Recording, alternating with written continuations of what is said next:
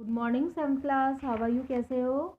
मैंने आपको chapter 13 complete करा दिया है और उसके क्वेश्चन आंसर्स भी करा दिए हैं। वो 60 वर्ड और 80 वर्ड वाले क्वेश्चन आंसर अभी आपको नहीं करने हैं, ठीक है। अब हम नेक्स्ट चैप्टर स्टार्ट करते हैं। 14 चैप्टर इलेक्ट्रिसिटी वाला कंप्लीट हो ही गया। अब चैप्टर 15 हम लाइट स्टार्ट करते हैं, ठीक है।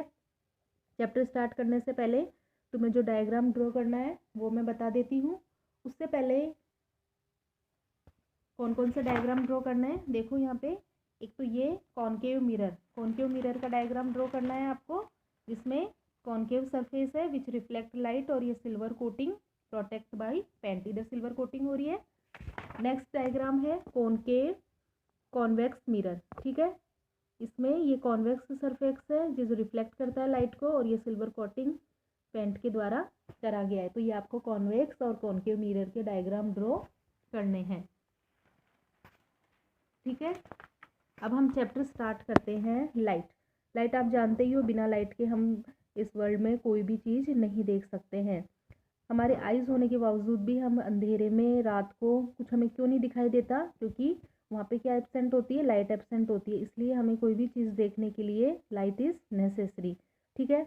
लाइट क्यों नेसेसरी है? क्योंकि कोई भी चीज़ हमें जब दिखती है, जब लाइट उस चीज़ पे गिरती है और वो लाइट रिफ्लेक्ट होके हमारे आइज़ में आती है, ठीक है, तब हमें वो चीज़ विजिबल होती है, वरना हमें वो विजिबल नहीं होती। इसीलिए हमें डार्क में कुछ दिखाई नहीं देता है। Meena and his mother went to jewellery shop to buy some jewellery. Meena और उसकी माँ ज्वेलरी लेने के लिए गए हैं शॉप पे। When they saw jewellery examine the jewellery by a round glass. तो उन्होंने देखा कि जो ज्वेलर्स होता है वो एक राउंड ग्लास से उसको देख रहा है। Meena want to know about this glass. तो मीना इस ग्लास के बारे में जानना चाहती थी। Then jeweller told her. तो जो ज्वेलर्स उसने बताया दिस इज मैग्नीफाइंग ग्लास। ये क्या है? मैग्नीफाइंग ग्लास है, जिसको हम we use this glass to magnify the things. Magnify मतलब बड़ी करके चीज़ों को देखने के काम आता है, छोटी चीज़ों को। Meena wanted to know more about this type of glasses. Are you too curious to know about the properties of this glasses. तो उसको इसके बारे में और कुछ अधिक जानने की इच्छा हुई थी, जैसे तुम्हें भी तो हो रही होगी कि ये ग्लासेस कैसे होते हैं। अब हम देखते हैं लाइट ट्रेवल्स अलोंग ए स्ट्रेट लाइन।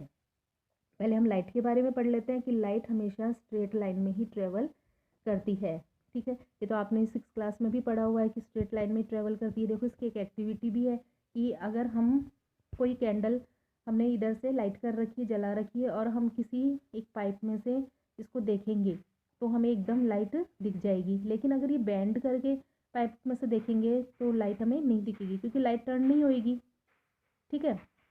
तो यहाँ पे something sitting in a room, you happen to see a streak of light due to the presence of dust particle. You observe that the light ray coming from a hole are travelling in a straight light. कभी कभी तुमने देखा होगा कि तुम room में बैठे रहते हो और एक लाइट की रोशनी से आती रहती है, जिसमें डस्ट पार्टिकल्स वगैरह भी रहते हैं, ठीक है, एक होल में से आती रहती है, ठीक है, स्ट्रेट लाइन में, बिल्कुल एकदम स्ट्रेट लाइन में होती है वो। तो यहाँ पे एक एक्टिविटी भी शो कर रखी है जिसमें बता रखा है कि light travel in a straight line. इसमें एक स्मॉल हाउस पाइप ले रखा है, रबर ट्यूब, और एक कैंडल लिट कर रखी है टेबल पे। Try to watch the candle flame through the pipe. तो हम इस पाइप में से कैंडल की फ्लेम को देखेंगे। Now bend the pipe and try to watch the flame of the burning candle. फिर पाइप को बेंड कर देंगे और फिर फ्लेम को देखने की कोशिश करेंगे। तो you are able to see the flame of burning candle. तो तुम क्या देख पाओगे? Only when the pipe is straight. केवल जब पाइप स्ट्रेट रहेगा तभी हम देख पाएंगे, but not when the pipe is bend. और जब पाइप बेंड होगा तो हम नहीं देख पाएंगे, ठीक है। Hence above activity confirm that light travel in a straight line. तो इस एक्टिविटी से कन्फर्म हो गया कि लाइट हमेशा स्ट्रेट ही ट्रेवल करती है। This the property of light to travel in a straight line is called rectilinear propagation of light. तो ये लाइट की जो प्रॉपर्टी होती है कि लाइट हमेशा स्ट्रेट लाइन में ही ट्रेवल करती है, उसे ही रेक्टिलिनियर प्रोपोगेशन ऑफ लाइट बोलते हैं, ठीक है।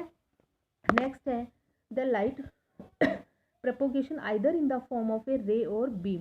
जो लाइट प्रोपोगेट करती है वो या तो रे के रूप में होती है या बीम के रूप में होती है। रे मीन्स ऐसे स्ट्रेट रेज के रूप में, ऐसे ऐसे रे, ये एक एक को हम रे बोलेंगे, और ये बहुत सारी रेज हो जाएगी तो इसे क्या बोलेंगे हम? बीम।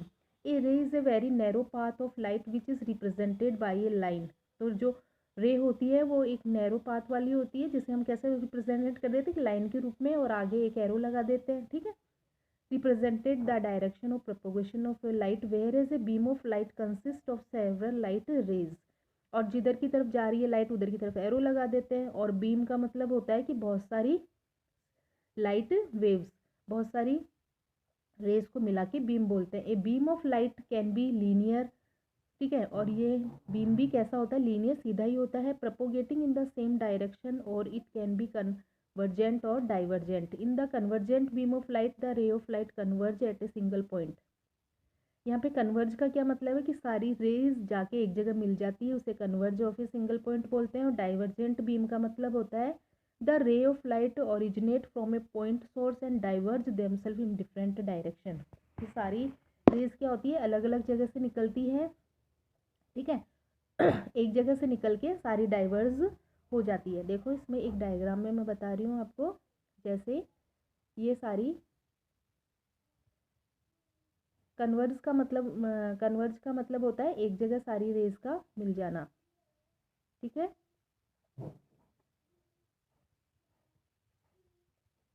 ये तो क्या है, सारी रेज अलग अलग डायरेक्शन में चल गई, इसका मतलब होता है डाइवर्जिंग।